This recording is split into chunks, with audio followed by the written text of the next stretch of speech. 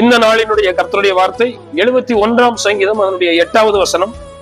என் வாய் உமது துதியினாலும் நாள்தோறும் உமது மகத்துவத்தினாலும் நிறைந்திருப்பதாக.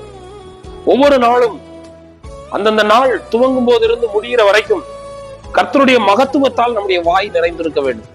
ஆண்டவர் செய்த நன்மைகள், ஆண்டவர் செய்கிற ஒவ்வொரு காரியங்கள், கர்த்தர் என்னென்ன மகத்துவமான காரியங்களை செய்திருக்கிறார் என்று சொல்லியும் ஆண்டவரை துதிக்கிற துதியினாலும் நம்முடைய வாய் ஒவ்வொரு நாளும் நிறைந்திருக்க வேண்டும், நாள்தோறும் நிறைந்திருக்க வேண்டும் என்று வேதம் சொல்லுகிறது.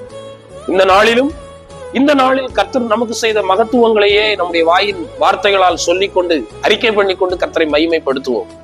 நம்முடைய வாயின் வார்த்தைகள் மூலமாக ஒவ்வொரு நாளும் கர்த்தரை துதித்து, கர்த்தரை புகழ்ந்து, கர்த்தரை மகிமைப்படுத்தி ஸ்தோத்திரம், ஒவ்வொரு நாளும் கர்த்தரையே நாம் உயர்த்தி கொண்டிருப்போம்.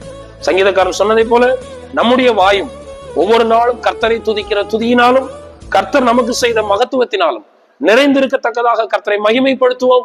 கர்த்தர் இந்த வார்த்தைகளினால் நம்மை ஆசீர்வதிப்பாராக. ஆமென்.